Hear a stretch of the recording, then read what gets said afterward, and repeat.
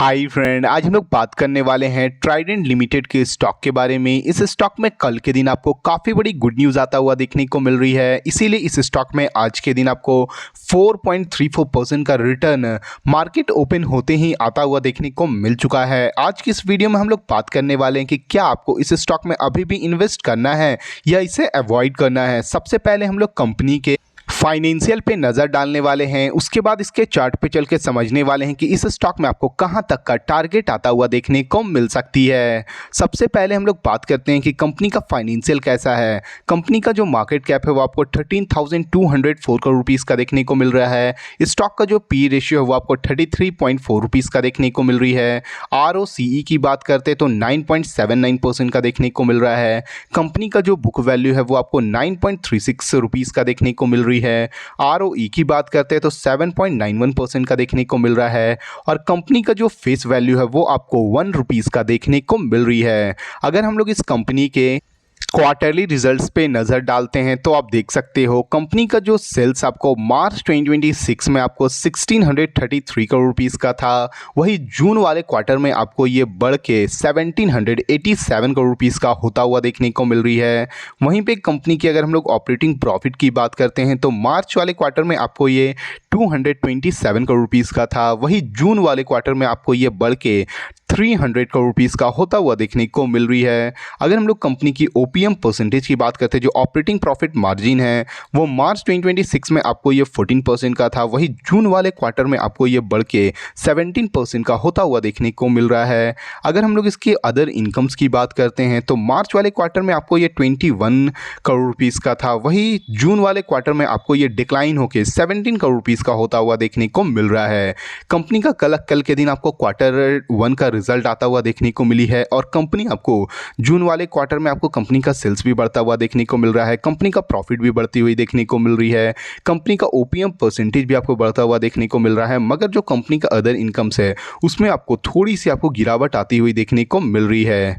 अगर हम लोग इस कंपनी के प्रॉफिट एंड लॉस स्टेटमेंट पे नज़र डालते हैं तो आप देख सकते हो कंपनी का जो सेल्स आपको मार्च 2025 में 6987 करोड़ रुपीज़ का था, वहीं मार्च 2026 में आपको ये डिक्लाइन होके 6701 करोड़ रुपीज़ का होता हुआ देखने को मिल रही है। कंपनी की अगर हम लोग ऑपरेटिंग प्रॉफिट की बात करते हैं तो मार्च 2025 में आपको ये 896 करोड़ रुपीज़ का था, वही मार्च 2026 में आपको ये डिक्लाइन होकर 869 करोड़ रुपीज़ का होता हुआ देखने को मिल रहा है। कंपनी का आपको ईयर ऑन ईयर बेसिस में आपको थोड़ी सी डिक्लाइन आता हुआ देखने को मिल रही है। कंपनी का सेल्स भी आपको डिक्लाइन नीचे जाता हुआ देखने को मिल रहा है और कंपनी का आपको प्रॉफिट भी नीचे जाती हुई देखने को मिल रही है। अगर हम लोग इस कंपनी के बैलेंस शीट पे नज़र डालते हैं तो आप देख सकते हो कंपनी का जो इक्विटी कैपिटल है वो मार्च 2025 और मार्च 2026 में आपको स्टेबल देखने को मिल रही है 510 करोड़ रुपीज़ की। वहीं पे कंपनी की अगर हम लोग रिजर्व्स की बात करते हैं तो मार्च 2025 में जो कंपनी का रिजर्व आपको 4111 करोड़ रुपीज़ का था, वही मार्च 2026 में आपको ये बढ़ के 4262 करोड़ रुपीज़ का होता हुआ देखने को मिल रहा है। अगर हम लोग इस कंपनी की बोरिंग की बात करते हैं तो मार्च 2025 में जो कंपनी का बोरिंग आपको 1635 करोड़ रुपीज़ का था, वही मार्च 2026 में आपको ये बढ़ के 1829 करोड़ रुपीज़ का होता हुआ देखने को मिल रही है। किसी भी कंपनी का जो रिजर्व है वो बढ़ती है तो कंपनी के लिए काफ़ी बड़ी पॉजिटिव न्यूज़ मानी जाती है, वहीं पे किसी भी कंपनी का जो बोरिंग है, जो कर्ज है वो बढ़ती है तो कंपनी के लिए एक थोड़ी सी नेगेटिव न्यूज़ मानी जा सकती है।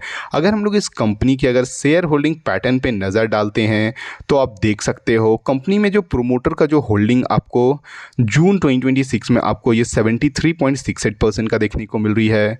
फॉरेन इन्वेस्टर की अगर हम लोग बात करते हैं तो 3.18% का देखने को मिल रही है। डोमेस्टिक इन्वेस्टर की बात करते हैं तो 0.25% का देखने को मिल रहा है। गवर्नमेंट की होल्डिंग की बात करते हैं तो ये 0% का है और पब्लिक की होल्डिंग की बात करते हैं तो आपको ये 22.89% का देखने को मिल रहा है और अदर्स की बात करते हैं तो आपको ये 0.01% का देखने को मिल रहा है। कंपनी का ओवरऑल क्वार्टरली रिजल्ट आपको काफ़ी अच्छा देखने को मिल रही है, मगर कंपनी आपको ईयर ऑन ईयर बेसिस पे थोड़ी सी आपको डिक्लाइन होता हुआ देखने को मिल रहा है। कंपनी में कल के दिन आपको Q1 का रिजल्ट आता हुआ देखने को मिली थी, वो काफ़ी अच्छी है, इसीलिए इस स्टॉक में आज के दिन आपको काफ़ी अच्छी रैली अपसाइड की ओर आता हुआ देखने को मिल रहा है। चलिए हम लोग इसके चार्ट पे चल के समझते हैं कि इस स्टॉक में आपको कहाँ तक का टारगेट आता हुआ देखने को मिल सकती है।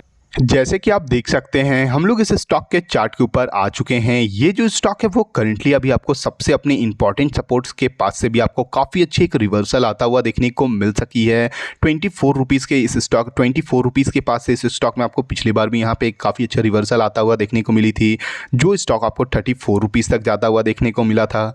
अगेन आपको इसमें फिर से एक करेक्शन आती हुई देखने को मिली है। फिर ये स्टॉक आपको 24 रुपीज़ से आपको फिर से एक रिवर्सल आता हुआ देखने को मिला है और ये स्टॉक अभी आपको 26 रुपीज़ के पास ट्रेड करता हुआ देखने को मिल रही है। जल्द ही आपको ये स्टॉक अपने जो सबसे पहला जो रेजिस्टेंस है 34 रुपीज़ के पास जाता हुआ देखने को मिलेगी। अगर ये 34 रुपीज़ को ब्रेकआउट करती तो फर्दर आपको ये जो अपने जो दूसरा रेजिस्टेंस है आपको ये 48 रुपीज़ तक जाता हुआ देखने को मिलेगी। अगर ये 48 रुपीज़ को भी ब्रेकआउट करती तो ये स्टॉक अपने ऑल टाइम जो हाई है 70 रुपीज़ तक ये आता हुआ फिर से देखने को मिल सकता है। अगर आप इस स्टॉक में इन्वेस्ट करने के बारे में सोच रहे हो तो प्लीज़ एक बार खुद की भी एनालिसिस ज़रूर करना, क्योंकि ये जो वीडियो वो केवल एजुकेशन पर्पस के लिए है। अगर आपको इस वीडियो से थोड़ी भी वैल्यूएबल इन्फॉर्मेशन मिली हो तो प्लीज़ वीडियो को लाइक और चैनल को सब्सक्राइब करना ना भूलें। Thank you.